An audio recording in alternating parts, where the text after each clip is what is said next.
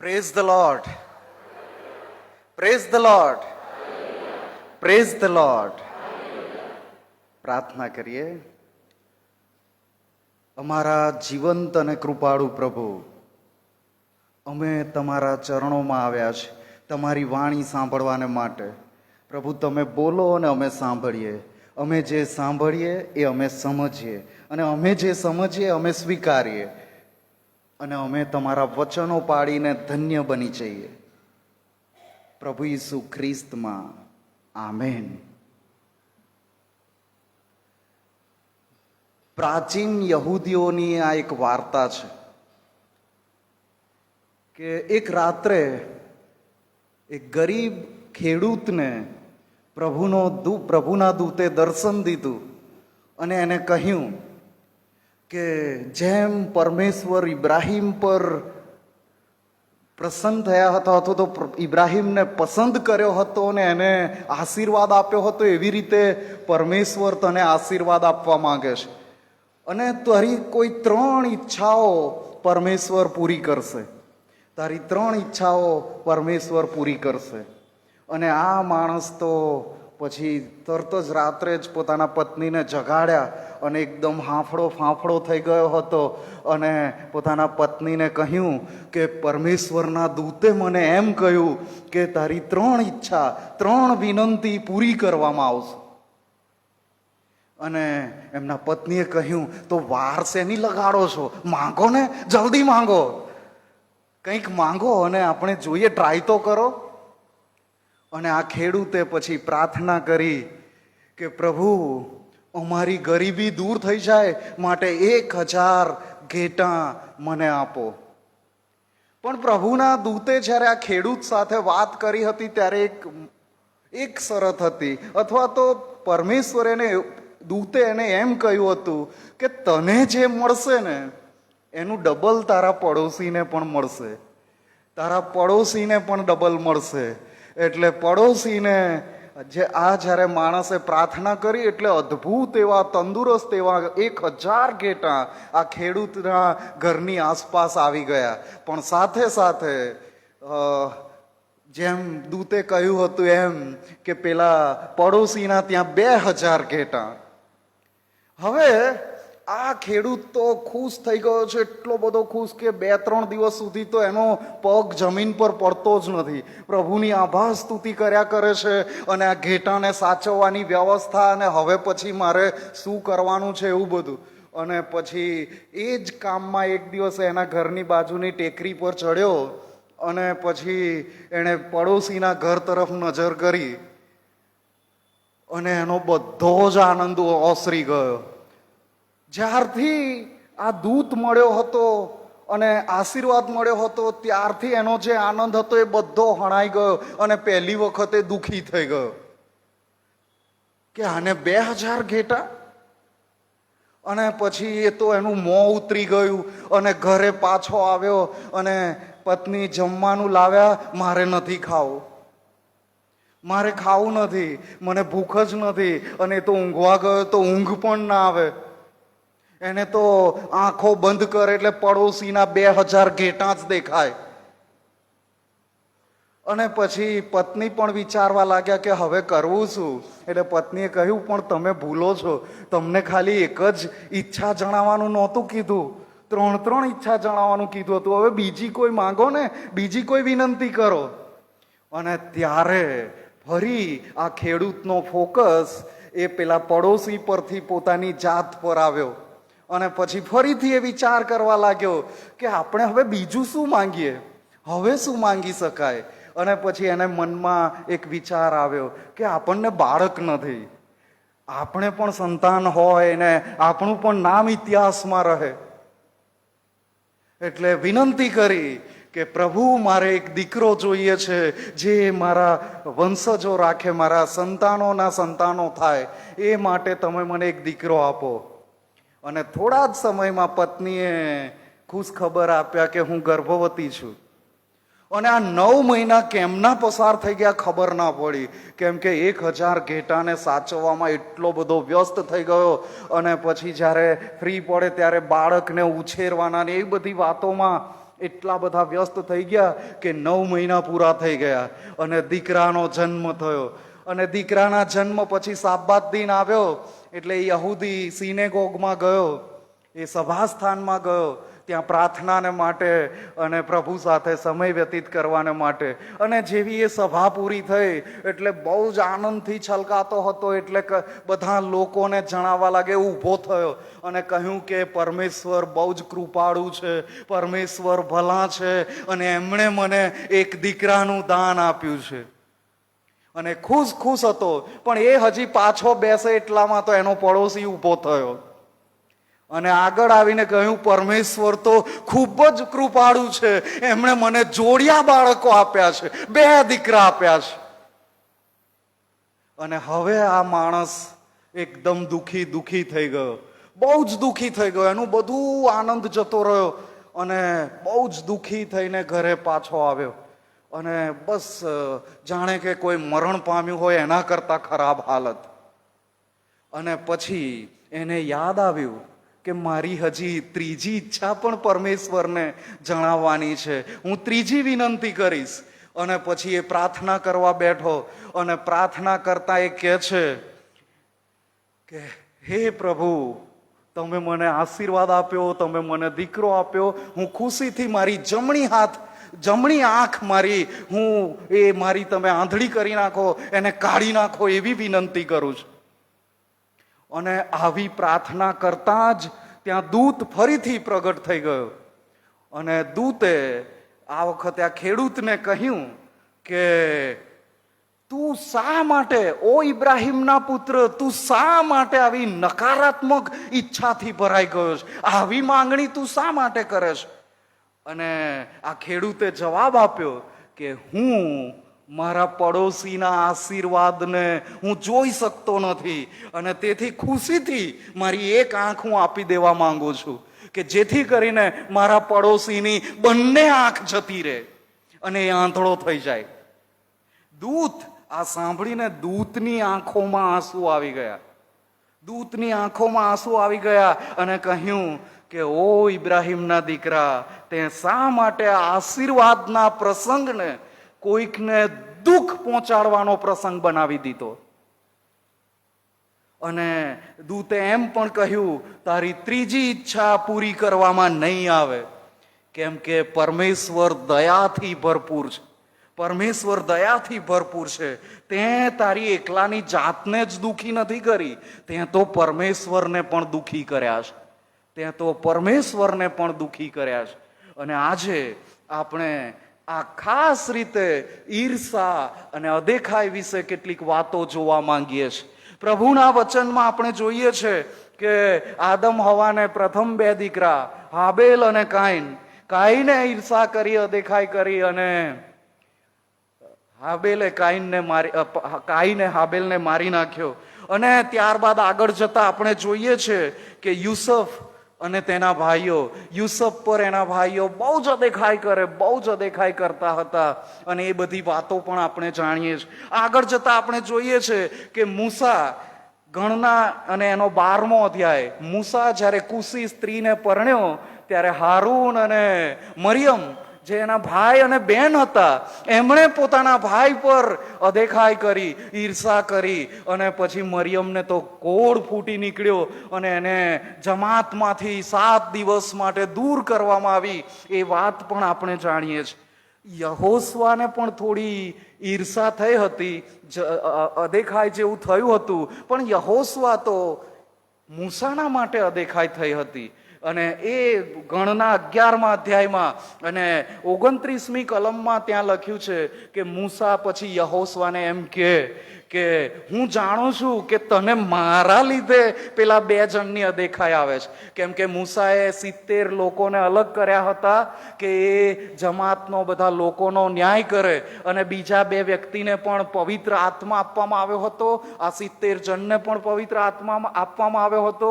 તેઓ પ્રબોધ કરતા હતા અને આ 2 જણા એ તો બહાર જઈને પણ પ્રબોધ કરતા હતા. એટલે યહોશવાને એમ લાગ્યું કે આ બધા લોકો જો પ્રબોધ કરવા માંડશે તો મારા જે આગેવાન છે મૂસા, એમનું માન થોડું ઓછું થઈ જશે.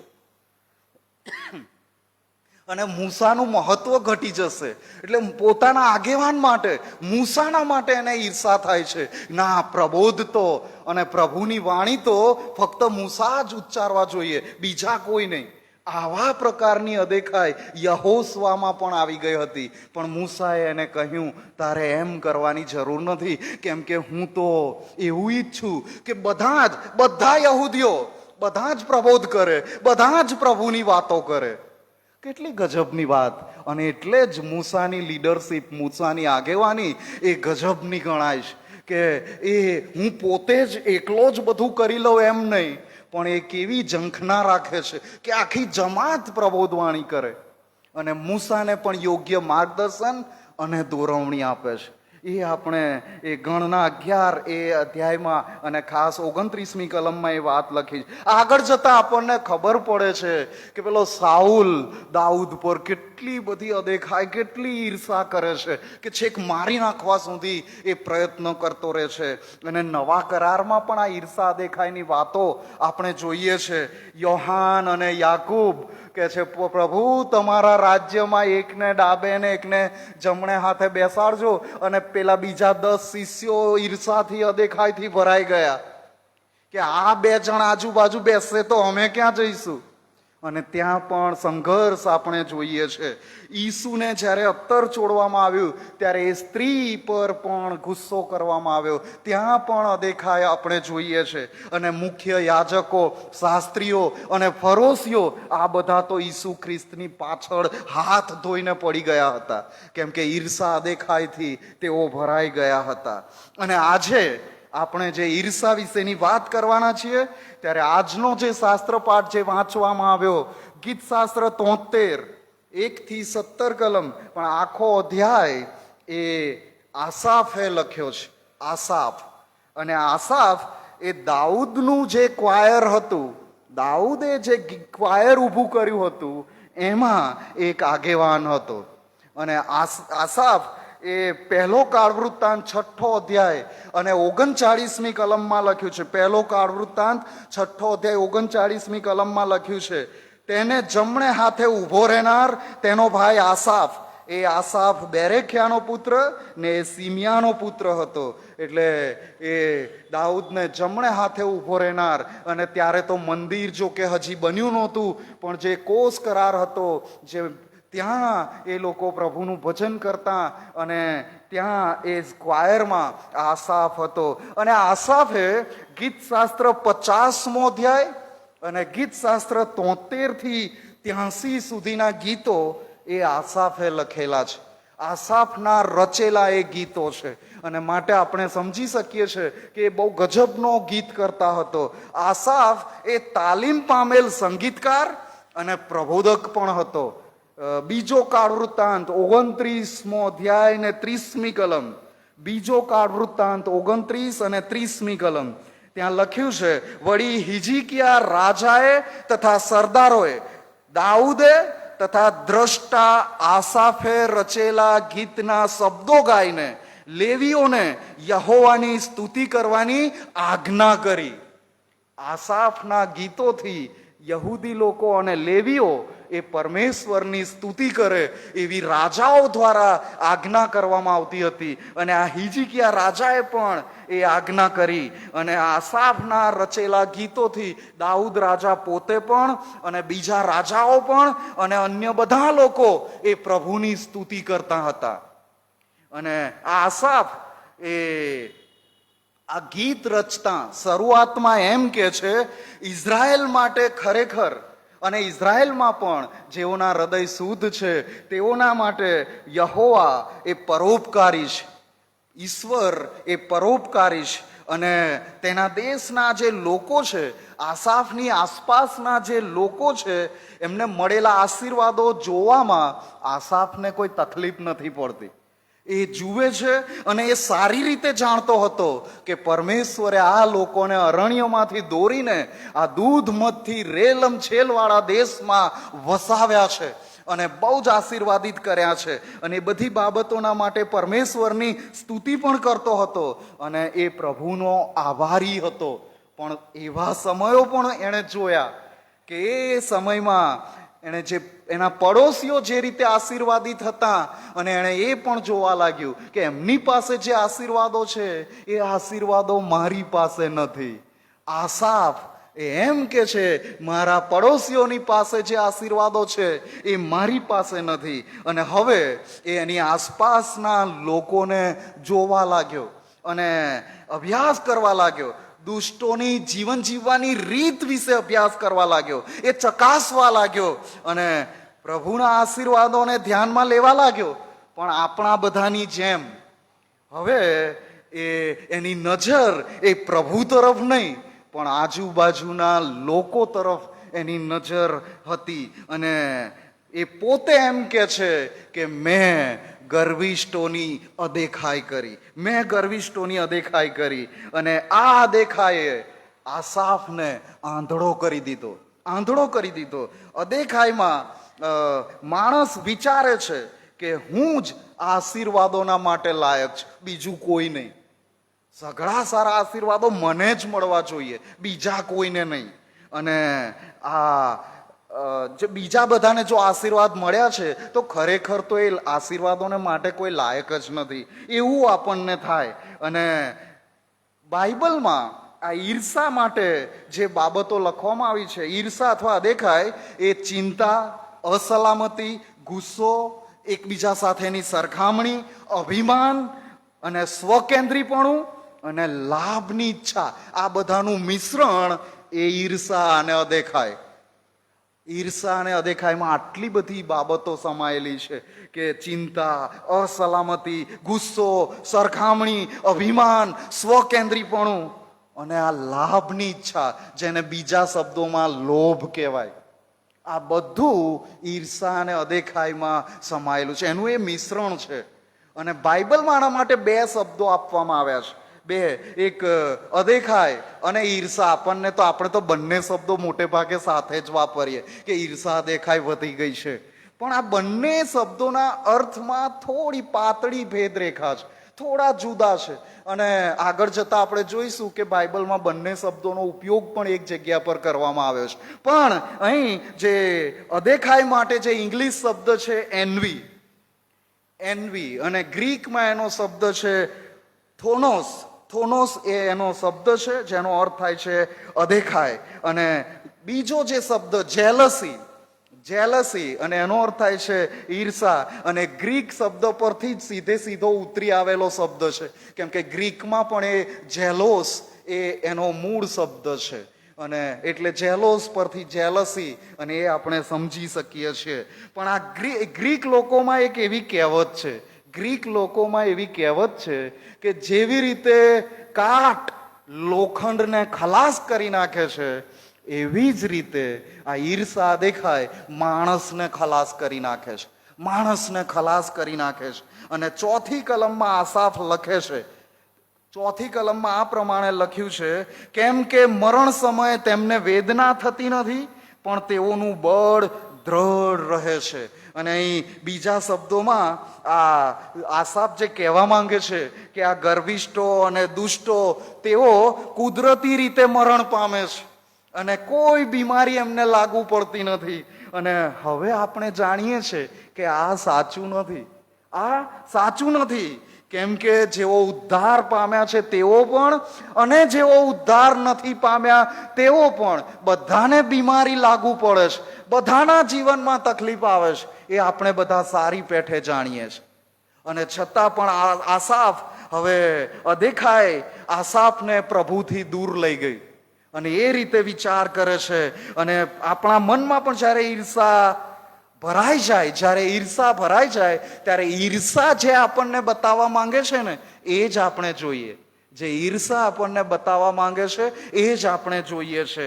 અને 5મી કલમમાં આસાફ એમ કે છે, મનુષ્ય જાતના દુઃખો તેમના પર આવતા નથી અને બીજા માણસોની જેમ તેઓને પીડા થતી નથી. આ પણ સત્ય નથી, આ સાચું નથી.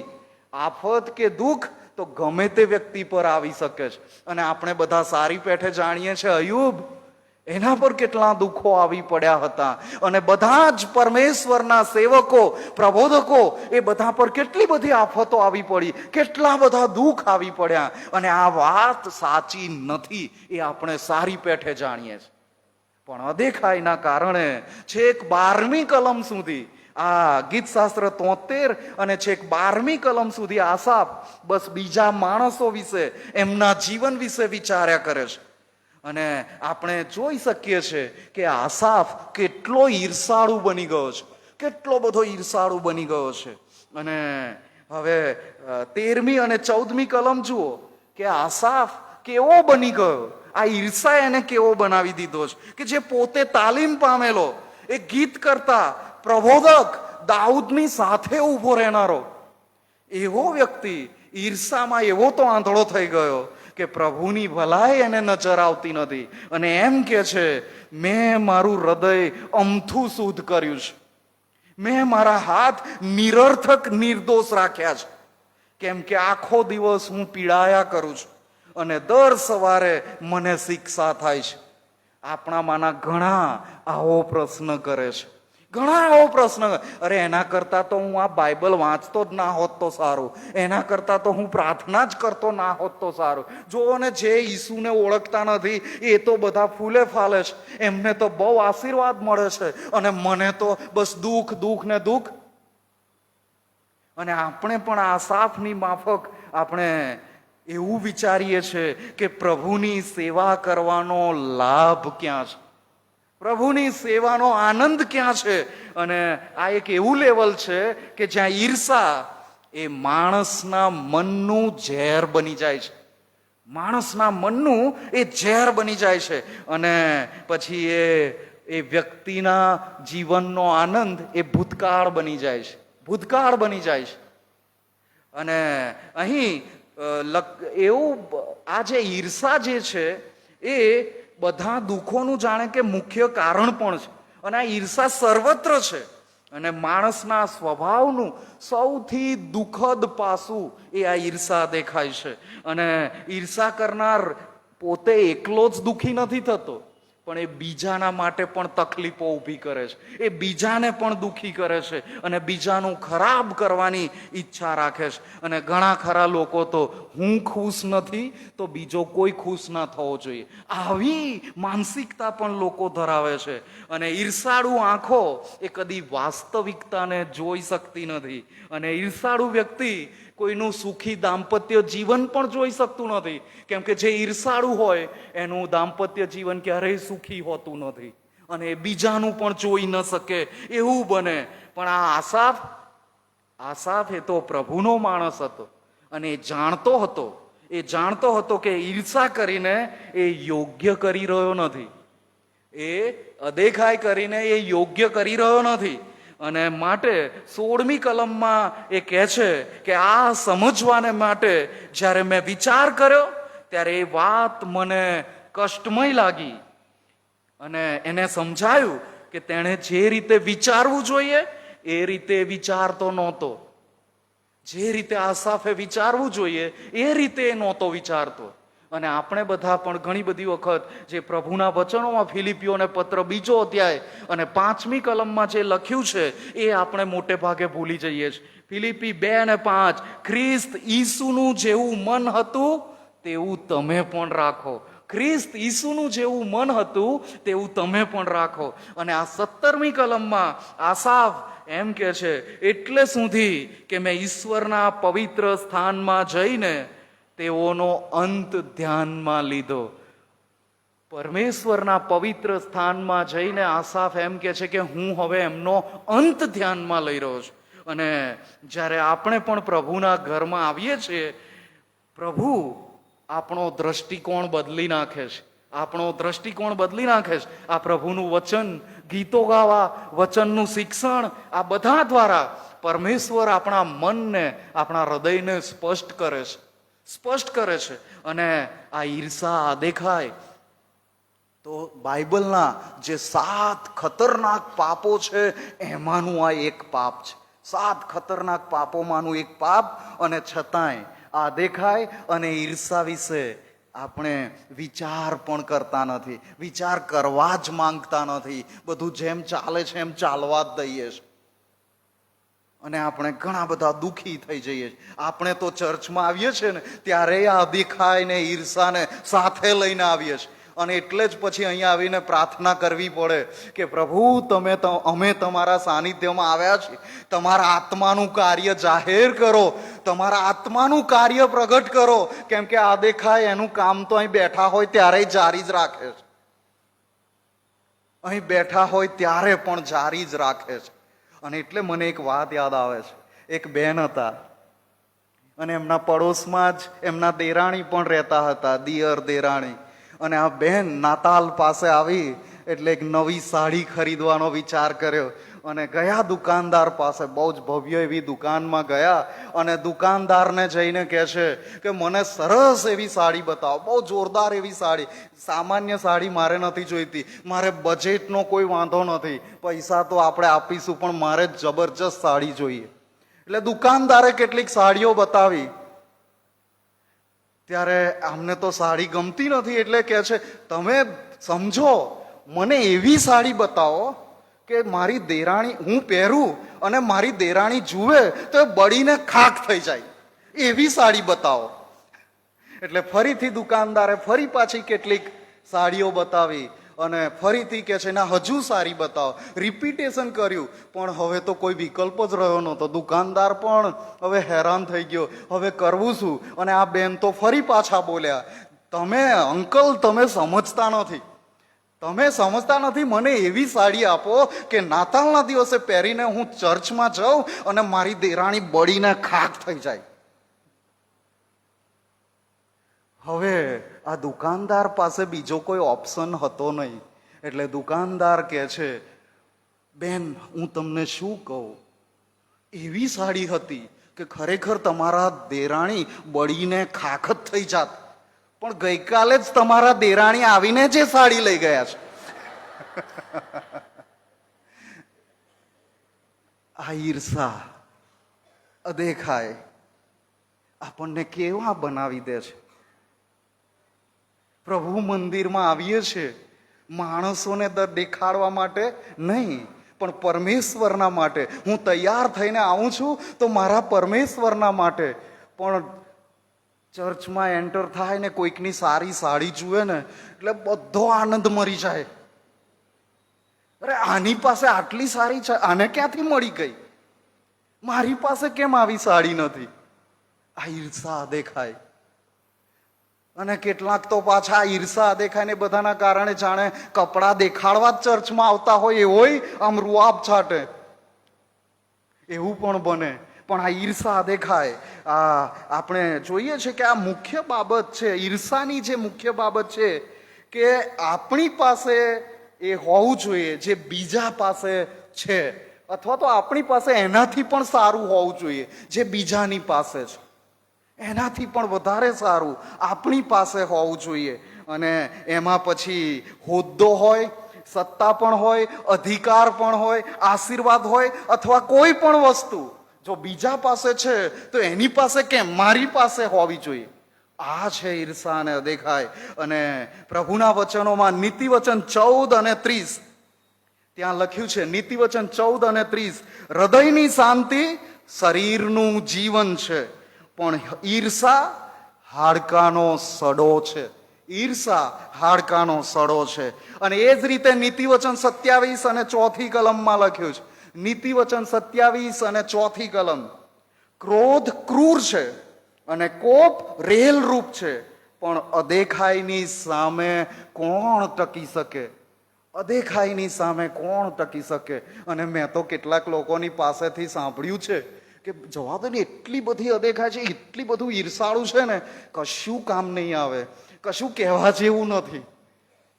કેમ કે આ ઈર્ષા અદેખાઈની સામે કોણ ટકી શકે એવું તો બાઇબલમાં પણ લખ્યું છે. અને આવા ખતરનાક પાપમાં આપણે ખ્રિસ્તીઓ પણ સામેલ થઈ જઈએ છીએ, આપણે પણ સામેલ થઈ જઈએ છીએ. અને હું જે વાત કહેતો હતો ગલાતી 5:19-21, ગલાતી 5:19-21 ત્યાં લખ્યું છે, હું આ વાંચીશ કે દેહના કામ તો ખુલ્લા છે, એટલે વ્યભિચાર, અપવિત્રતા, લંપટપણું, મૂર્તિ પૂજા, જાદુ, વેરભાવ, કજિયા કંકાસ, ઈર્ષા, જેલસી, ક્રોધ, ખટપટ, કુસંપ, પક્ષાપક્ષી, અદેખાય, એન્વી અને છાકટાઈ, વિલાસ તથા એઓના જેવા કામ, જેમ પહેલા મેં તમને ચેતાવ્યા હતા તેમ તેઓ વિશે હમણાં પણ ચેતાવું છું કે જેઓ એવા કામ કરે છે, કાન ખોલીને સાંભળજો, તેઓ એવા કામ કરે છે તેઓ ઈશ્વરના રાજ્યનો વારસો પામશે નહીં. ઈર્ષા અને અદેખાઈ પણ એમાં સામેલ છે. ઈશ્વરના રાજ્યનો વારસો પામશે નહીં. આ નવા કરારનું શિક્ષણ છે. અને અહીં આ બંને શબ્દોનો ઉપયોગ કરવામાં આવ્યો છે, ઈર્ષા પણ અને અદેખાઈ પણ, અને બંને શબ્દ નોંધવામાં આવ્યા છે. અને એટલે આ ઈર્ષા વિશે આપણે જોઈએ કે ઈર્ષા જે છે એ અસલામતીના કારણે એવું ઉદ્ભવે, અથવા તો કંઈક ગુમાવવાનો ડર હોય એના કારણે. એ ગુમાવવાનો ડર એટલે મારી પ્રતિષ્ઠા, મારું હુંપણું, હું બીજા કરતાં વધારે સારો છું કે સારી છું, મારું મહત્વ, મારો ઈગો, એ ગુમાવવાનો ડર અને પોતાનું, બીજાનું જે છે પોતાનું કરી લેવાની ઈચ્છા, અથવા તો હરીફ હોય એ રીતે સ્પર્ધાત્મક રીતે વર્તવું, એ ઈર્ષામાં આવે છે. અને આની અંદર જે લાગણી સામેલ છે એ લાગણી એ ક્રોધ, ડર, ચિંતા, દુઃખ અને બંધ પણ આમાં સમાયેલું છે. અને એવી જ રીતે હવે અદેખાઈ, અદેખાઈમાં અસંતોષ, મારી પાસે જે છે એનો અસંતોષ, અને બીજાની વસ્તુ, લક્ષણો અથવા બુલંદીઓ, બીજાઓના જે અચીવમેન્ટ્સ છે એ પોતાના કરી લેવાની ઈચ્છા, અને એના માટે એવી તીવ્ર ઈચ્છા કે રોષ પણ ઉત્પન્ન થાય. અને એટલે જ એમાં જે લાગણી સમાયેલી છે, તીવ્ર ઈચ્છા, હતાશા, અને આ હતાશા માણસને ગમે તે હદ સુધી લઈ જાય, અને કડવાહટ અને રોષ પણ એમાં સમાયેલો છે. અને આ દેખાય હોય કે ઈર્ષા એ ઈસુ ખ્રિસ્તના આત્માની વિરુદ્ધ લઈ જાય છે, એ પ્રભુ ઈસુ ખ્રિસ્તના આત્માની વિરુદ્ધ લઈ જાય છે. અને આ ઈર્ષા એ પોતાના વિશે જ વાત કરે છે, અને તે કચવાટ, બડબડાટ, કાનાફૂસી અને છેવટે મરણ તરફ દોરી લઈ જાય છે, મરણ તરફ લઈ જાય છે. અને આ ઈર્ષા એ શૈતાનનું એક હથિયાર છે, જેનાથી ખ્રિસ્તના શરીરને એટલે કે મંડળીને એ બહુ મોટું નુકસાન, મહત્તમ નુકસાન પહોંચાડે છે, મહત્તમ નુકસાન પહોંચાડી શકે છે. અને એટલે જ મંડળી એવા લોકો દ્વારા બને છે કે જેઓએ પ્રભુ ઈસુ ખ્રિસ્ત પર વિશ્વાસ કર્યો છે, જેઓએ પ્રભુ ઈસુ ખ્રિસ્તને જીવન સોંપ્યું છે. અને જ્યારે આપણે પ્રભુ ઈસુ ખ્રિસ્તને જીવન સોંપીએ છીએ ત્યારે આપણું આ રોજબરોજનું જીવન પ્રભુ ઈસુ ખ્રિસ્તને સોંપી દઈએ છીએ. અને હવે બસ આપણે એ ઈચ્છે એ રીતે આપણે જીવવાનું છે. પણ આપણી માનસિકતા કેવી થઈ જાય છે? પ્રભુ, મેં તમને જીવન સોંપ્યું છે, હું તમારા પર વિશ્વાસ કરું છું, બસ હવે આશીર્વાદ આપ્યા કરો અને હું જીવન માણ્યા કરું. આ ખ્રિસ્તીઓની વાસ્તવિકતા નથી. આ ખ્રિસ્તીઓની માનસિકતા ન હોવી જોઈએ. કેમ કે ખ્રિસ્તની પાછળ ચાલનારા તો ઘણું સહન કરશે, ઘણા દુઃખો સહન કરશે. અને જો આપણો સંતોષ ઈસુ ખ્રિસ્તમાં નથી, અને જો આપણે આપણી જાતને બીજાઓ સાથે સરખાવીએ છીએ, તો આપણામાં ઈર્ષા ઉત્પન્ન થશે અને થશે જ. અને આ ઈર્ષા, અદેખાય એ ભયંકર બહુ મોટી ખાઈ છે. અદેખાય એ દુનિયાની મોટામાં મોટી ખાઈ છે, એ આપણે જાણીએ છીએ. પણ અહીં જ્યારે આપણે પ્રભુના સ્થાનમાં આવ્યા છે, જેમ આસાફ કે છે એમ કે પવિત્ર સ્થાનમાં જઈને એના વિચારો બદલાઈ ગયા, આપણે પણ પવિત્ર સ્થાનમાં આવ્યા છે. આપણે પણ પવિત્ર પરમેશ્વરની હાજરીમાં અહીં આવ્યા છીએ. આપણે પણ એ જ પરમેશ્વરના વચનો આપણી પાસે આજે આવ્યા છે. તો જેવા આવ્યા છીએ એવા પાછા ન જઈએ. આજે આપણે આપણી જાતોનો વિચાર કરીએ કે મને કોઈની ઈર્ષા તો નથી ને, મને કોઈની અદેખાઈ તો નથી ને. અને જો આ આપણામાં છે તો એ આપણને શાંતિથી જીવવા નહીં દે, એ આપણને જીવવા નહીં દે. અને એના જે કારણો છે, શા માટે ઈર્ષા ઊભી થાય છે, ચિંતા, અસલામતી, ગુસ્સો, સરખામણી, અભિમાન, સ્વકેન્દ્રીપણું અને લોભ, કે બીજાને કેમ મળે મને કેમ નહીં. જો આ બધું છે એનું મૂળમાં આ ઈર્ષા પણ રહેલી છે. અને માટે પ્રભુ આપણને આહવાન આપે છે. હજકીએલ 36 અને 26મી કલમ, હજકીએલ 36 અને એની 26મી કલમ, ત્યાં લખ્યું છે, હું તમને નવું હૃદય પણ આપીશ ને હું તમારી અંદર નવો આત્મા મૂકીશ અને હું તમારા દેહમાંથી પાષાણમય હૃદય દૂર કરીશ ને હું તમને માંસનું હૃદય આપીશ. આપણામાંના ઘણા બધા પોતાના હૃદય પર વધારે ભરોસો રાખે છે. અને કેમ કે એનું કારણ પણ છે, આ જગત એ બધી બહુ ખોટી સલાહો આપે છે. અને એમાંની એક ખોટી સલાહ એ છે, અપને દિલ કી સુનો, અપને દિલ કી સુનો. આવું સાંભળ્યું છે ને? પણ બાઇબલ શું કે છે? પ્રભુનું વચન એમ કે છે, હૃદય સૌથી કપટી છે. હૃદય સૌથી કપટી છે. અને પછી હૃદયમાંથી જે આવે એ કપટ જ હોય, એ ઈર્ષા જ હોય, એ અદેખાય જ હોય. અને અહીં પ્રભુનું વચન આપણને આહવાન આપે છે. પરમેશ્વર ઈચ્છી રહ્યા છે કે હું તમને નવું હૃદય આપું, હું તમને નવું હૃદય આપું, કે જેમાં ઈર્ષા ન હોય, જેમાં અદેખાઈ ન હોય, જેમાં કચવાટ ના હોય, જેમાં કડવાહટ ના હોય, જેમાં બડબડાટ ના હોય, જેમાં અભિમાન ન હોય, જેમાં લોભ ના હોય, જેમાં અસંતોષ ના હોય, જેમાં કોઈની સાથે સરખામણી કરવાનું ના હોય, જેમાં પરમેશ્વરનો પ્રેમ હોય, જેમાં પરમેશ્વરની નમ્રતા હોય, જેમાં બીજાનું હિત જોવાતું હોય, એવું નવું હૃદય પ્રભુ આજે આપણને આપવા માંગે છે. થોડી પળો શાંત રહીએ, થોડી પળો આપણે શાંત રહીએ. અને આ પાપમાં તો બધા જ, હું પણ સંડોવાયો છું, અને બધા મોટા ભાગના બધા આજે માફી માંગી લઈએ, પ્રભુની પાસે માફી માંગીએ આ ઈર્ષા અને અદેખાઈના પાપના માટે, કે પ્રભુ અમને માફ કરી દો અને અમને નવું હૃદય આપો. એવી આપણે થોડો સમય પ્રાર્થનામાં નમીએ, થોડો પડો આપણે શાંત રહીશું અને આપણા પાળક સાહેબ આપણને પ્રાર્થનામાં દોરવણી આપશે.